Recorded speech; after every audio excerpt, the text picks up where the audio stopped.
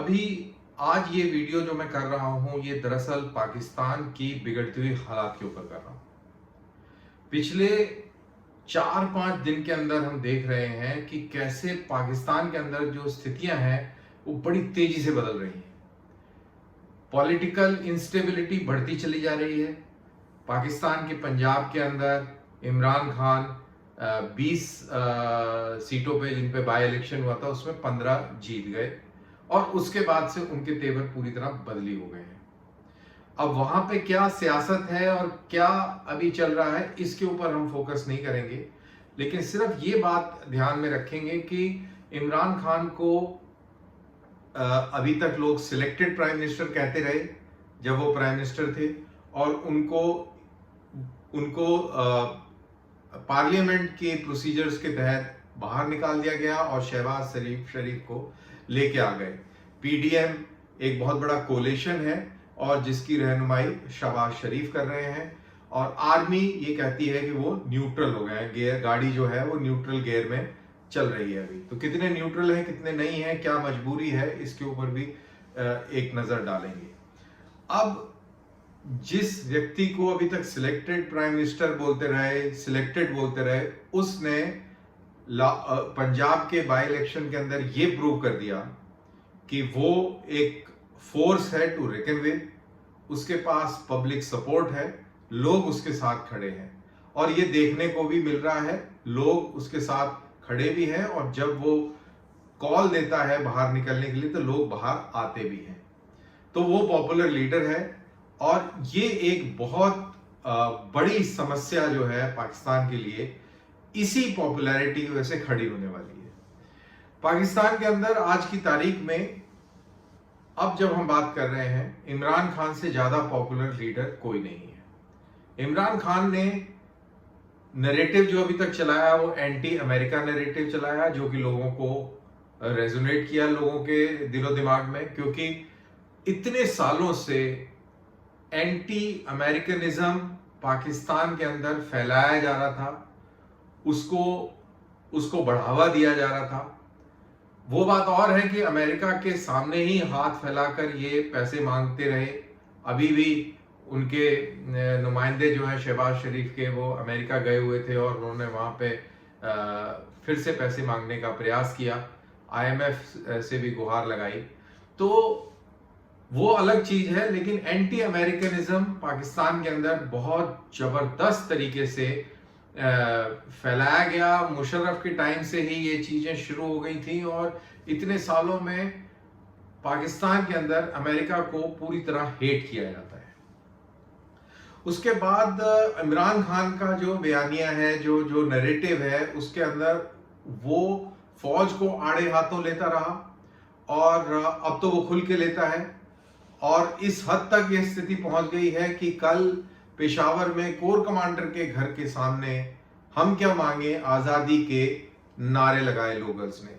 वहां पर इस तरीके की घटना अगर होती है तो आप समझ लीजिए कि कितनी गंभीर बात है। पाकिस्तान की फौज जो है वो बहुत पावरफुल है, और उसने पूरे मुल्क पर डायरेक्टली इनडायरेक्टली रूल किया है, और अब ये स्थिति आ गई है कि लोग जर्नैलों को ब्लेम करने लग गए हैं पाकिस्तान की हालात को लेकर। तो ये एक इमरान खान का दूसरा जो बयानिया है, दैट इज एंटी एस्टेब्लिशमेंट, वो भी लोगों को बहुत रास आया, बहुत पसंद आया, और वो ये कह रहे हैं कि एक ही आदमी है इस पाकिस्तान की पॉलिटिक्स में जो खुलकर, जो पावरफुल लोग हैं उनसे लोहा ले रहा है, चाहे वो इंटरनेशनल लेवल पे अमेरिका हो या घर के अंदर पाकिस्तान की फौज हो। और ये जो यंग वोटर है पाकिस्तान का, जो यंग लोग हैं, उसको ये बहुत भा रहा है। अब ये जो पॉलिटिकल तमाशा चल रहा है, इसके अंदर एक सिचुएशन और गंभीर हो गई। वो गंभीर सिचुएशन ये है कि वहां की जो इकोनॉमी है वो क्रैश कर रही है, बहुत स्पीड से गिर रही है। हर रोज 4-5 रुपए का डॉलर बढ़ जाता है। अभी आज शाम होते होते 230 पर उनका डॉलर पहुंचा। कल जब जैसे मार्केट खुलेंगे तो पता लगेगा कि क्या डॉलर की स्थिति है। लेकिन मैं कहीं पढ़ रहा था कि अगर आपको पाकिस्तान में डॉलर खरीदना है तो वो 240 रुपए का डॉलर है, और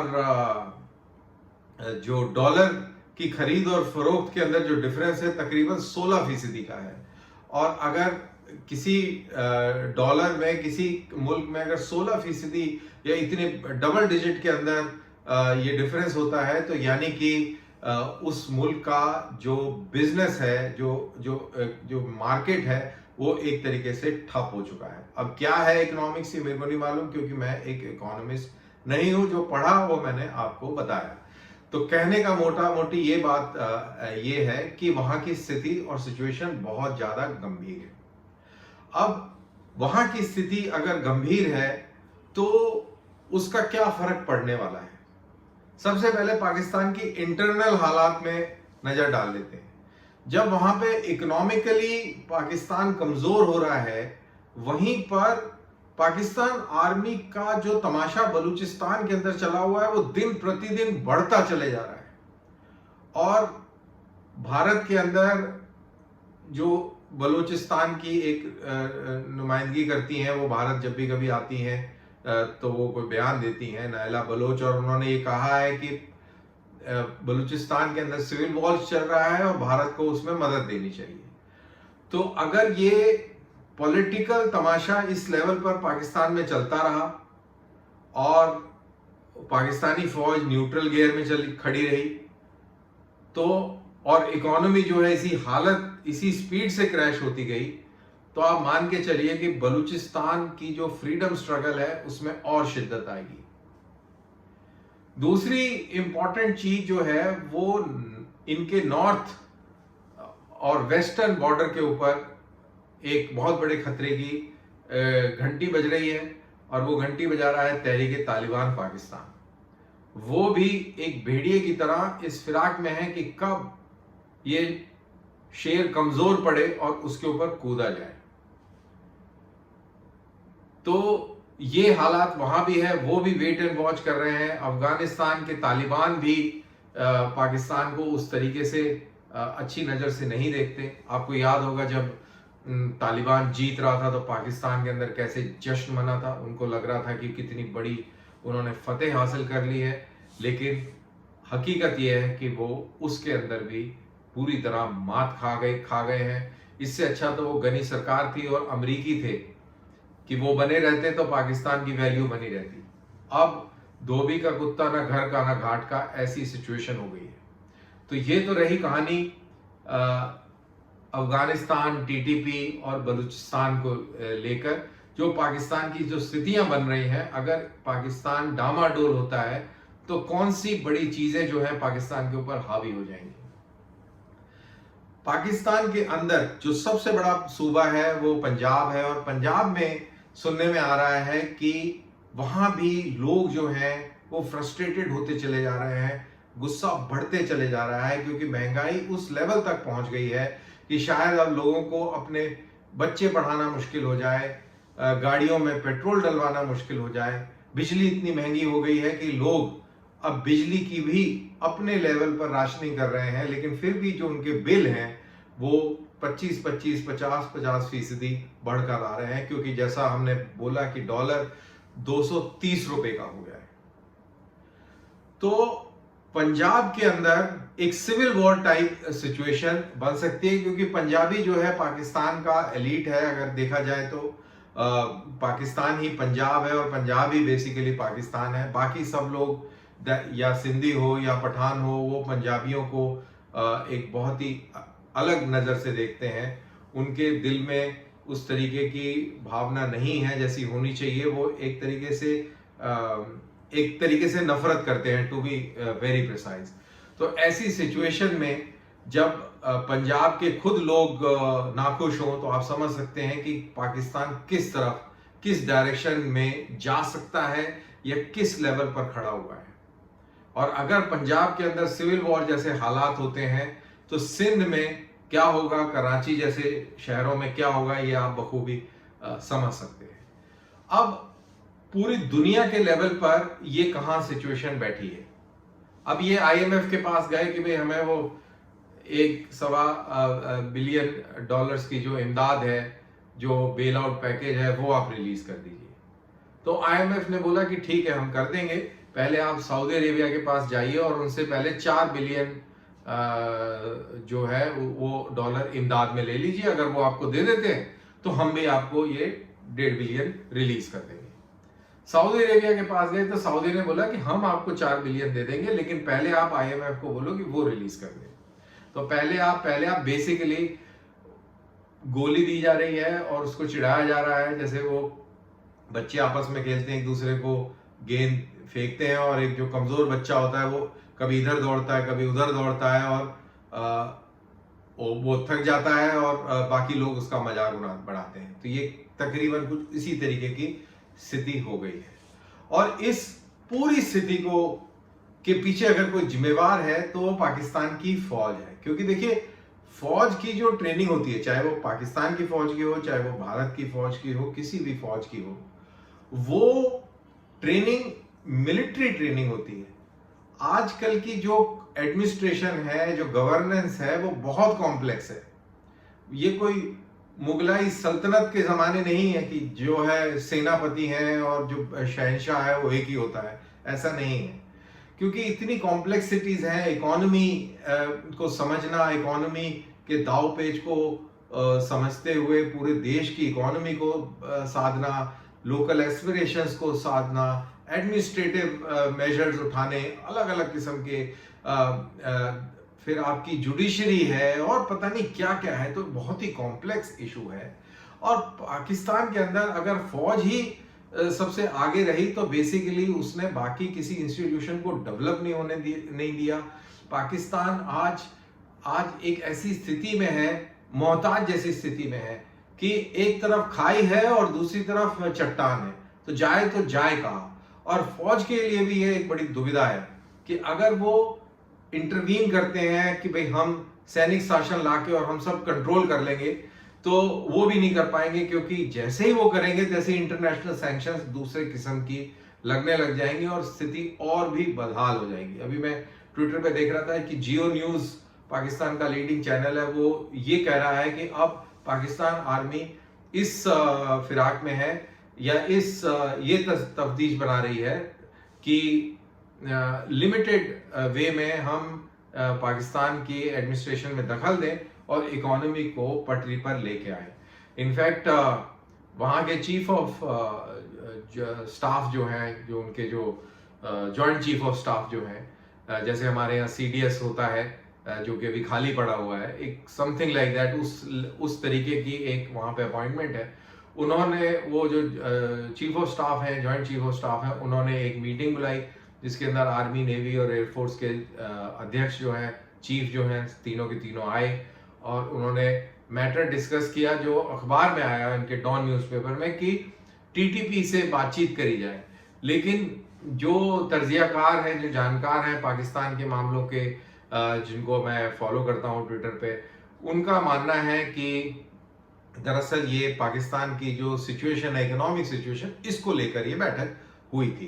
तो फौज भी परेशान है, क्योंकि फौज का भी अस्तित्व तब तक है जब तक पाकिस्तान का अस्तित्व है। और अगर पाकिस्तान की गलियों में गोलियां चलेंगी और पत्थर चलेंगे, आगजनी होगी, तो पाकिस्तान के ऊपर भी उसकी आंच आएगी। और उसका एक नमूना हमने पेशावर के कोर कमांडर के घर के बाहर जो नारे लगे, उससे हमें एक अंदाजा होता है कि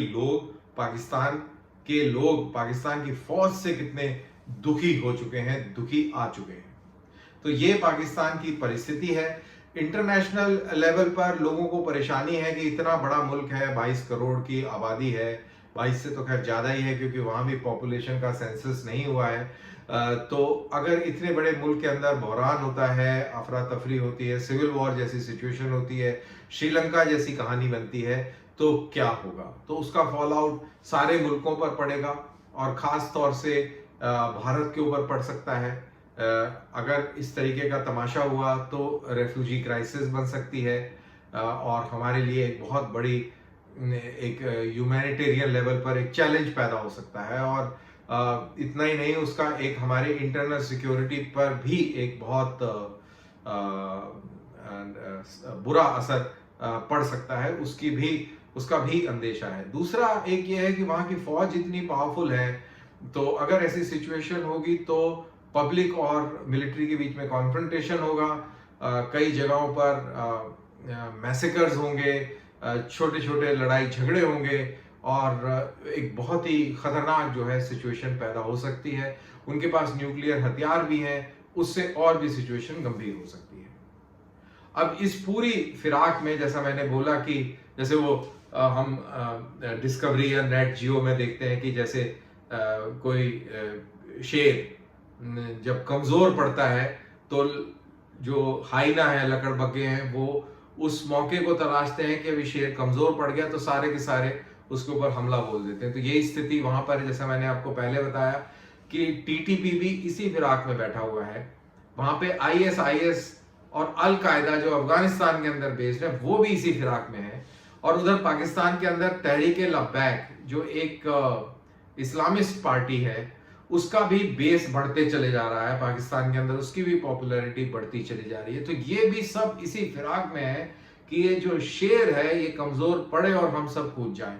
और अगर ऐसा होता है तो पाकिस्तान के अंदर अफगानिस्तान जैसी स्थितियां पैदा हो जाएंगी। ये ना हमारे लिए अच्छा है, ना ईरान के लिए अच्छा है, और पूरे इस इलाके के लिए ये बहुत दुख की बात होगी अगर पाकिस्तान इस लेवल पर क्योस के अंदर उतर जाता है। और आसार पूरे हैं ये किसी दिन भी ऐसी परिस्थितियों में एकदम स्पाइरल डाइव कर सकता है। तो ये देखना होगा कि कैसे इसको लोग हैंडल करेंगे। और एक जगह मैं बड़ा इंटरेस्टिंग पढ़ रहा था कि ये हालात बिल्कुल उस तरीके से हैं कि वो मुगल कोर्ट जहां पर आपस में लोग ये लड़ रहे थे और ये साजिशें हो रही थी कि कौन वजीर बनेगा और कौन नहीं बनेगा, और दूसरी तरफ जो आक्रमणकारी जो सेनाएं थी वो दिल्ली के दरवाजों पर दस्तक दे रही थी करेक्शन। तो ऐसी स्थिति है वहां पर। इमरान खान है कि नवाज शरीफ है कि जरदारी है कि मौलाना फजलुर रहमान है, इनके बीच में जो तमाशा चल रहा है, इस तमाशे के बीच में जो इकोनॉमी का बदहाली हुई है, इकोनॉमी का जो बुरा हाल हुआ है, उसकी वजह से पूरा पाकिस्तान अब डूबने की कगार पर है। श्रीलंका से भी ज्यादा बदतर हालात होने की स्थितियां वहां पैदा हो रही हैं। और अगर ऐसा होता है तो इस पूरे रीजन के ऊपर एक बहुत ही नेगेटिव असर पड़ेगा, और इंडिया जैसे कंट्री के लिए एक बहुत बड़ा चैलेंज जो है ये सिचुएशन प्रेजेंट करेगी। तो बहरहाल ये मेरा वीडियो बस इसी बात को लेकर था। आई होप आपको ये पसंद आया होगा। अगर पसंद आया है तो प्लीज इसको लाइक कीजिए, शेयर कीजिए, और फिर मुलाकात करते हैं किसी नए वीडियो और किसी नए टॉक के साथ। जय हिंद।